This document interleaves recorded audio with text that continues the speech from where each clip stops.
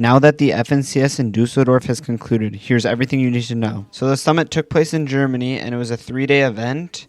The first day being the people who qualified from the initial LCQ, and then day 2 being the bottom 25 teams of day 1, so the people who didn't advance straight to day 3, and then also 25 teams from the second chance qualifiers. Fortnite also announced their very own PR ranking system, which will launch June 5th. They also announced a solo FNCS that takes place September 26th to 27th in Antwerp, Belgium. All right, kicking it off with day 1, we had a pretty EU dominant top 5 with only one NA team. Clix and Higgs were struggling with a pretty upsetting match history, only getting 86 points and ending 35th. In game 4, they got into a 2v2 with Sharkantini, and then this happened.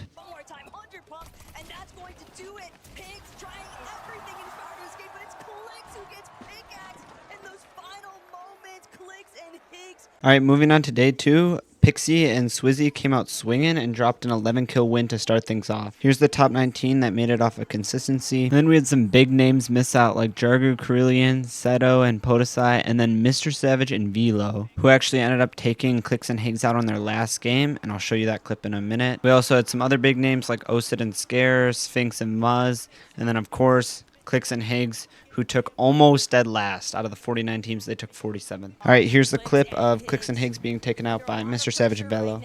Sandwiched in between Savage, Velo, King, and Phaser, but Higgs, he's trying to see if there's any life left in his eyes, but fortunately Clix gonna look for a backup moment here. Savage, Velo, though, they're just so healthy. They're looking to try and steamroll through Clix and Higgs. They want to shut down exit here in the final hour. Savage and Velo still looking to close it out, but it's Clix with the turnaround. Clix just backed into the corner, fighting his way out, but just like that,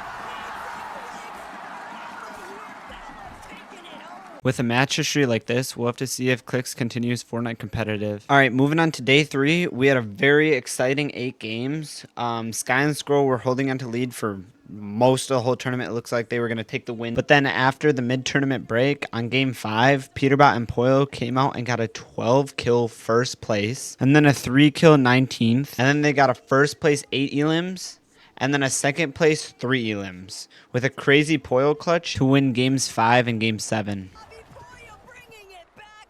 Darm, Deemish just underneath. Poyo, how far can you truly rise when the moment calls you most? When the lights are at their brightest, Deemish is fully cracked. A big 150 pump. Poyo just trying to see who's going to try and challenge him first. But Deemish, Darm, they're both just so weak. Poyo's got the chud jug. He's sitting back. Another shot into Darm.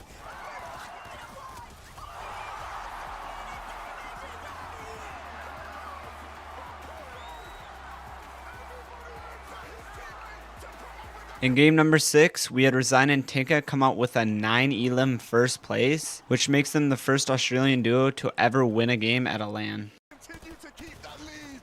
Flixie will try and move above, but it's going to be the OC duo trying to close out this game and get the first dub on LAN for OCE. Surely they won't let it happen. Surely Flixie won't actually take them out. And sure enough, Resigns and Tinka. Sky and Scroll could have easily won, but then one of the last place teams from OCE decided to contest them, and this happened. And Kazi, are they going to play spoiler here? What's going on? Hold on a minute. Scroll and first. He gets the AR. He gets tagged up though.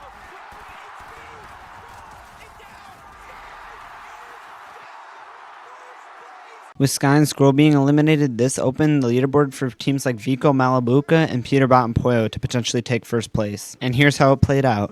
Malabuka allowing him to lead the charge for a moment. This is the best case scenario for this duo. This is it right here, though, because it's going to come at a point in time, Taco, where Vico and Malabuka just stay alive. It's going to be mathematically impossible. And Malabuka, Vico, though, they know exactly what it takes in these final moments. They're ready to bring it up. Malabuka goes big time. There's the nut. Vico with the finish and the siphon for HP. Vico, go! Vico, go! Every single part of the way. They can do it. They are beginning to run away from it. And now 40-point gap. Winning the game for Peterbot and Poyo is not going to be enough because they are bulldozing their way through the competition. But Malabuka goes down. Vico left by himself. He just needs to stay alive long enough. Vico, he's no stranger to a solo situation, and he'll look to hit even more shots and completely run away with the competition. Cammy is in his sights, but he just has to connect with the crucial shot. Running it in and out of the zone. It's Vico. It's Vico. It's for Vico.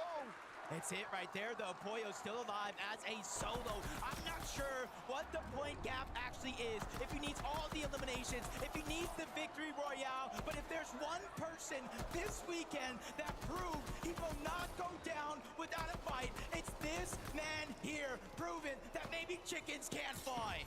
And all Pollo has to do is see if he can get the first bit of confirmation. Epic and Pop underneath. Pollo, can he do it a third time? But it's a matchup. Epic will and Pop holds it through. Pollo doesn't get the win. They have done it. Vico and Malapuka, they stayed alive in that last game. They got eliminations. They immediately destroyed the rest of the lobby. This is their moment. This is their chance. Vico and Malapuka, you are the champions.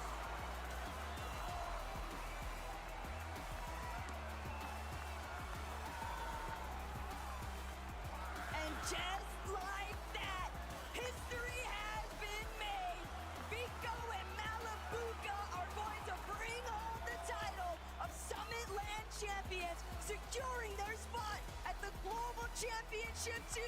But that trophy, it belongs exclusively to Vico and Malapuka.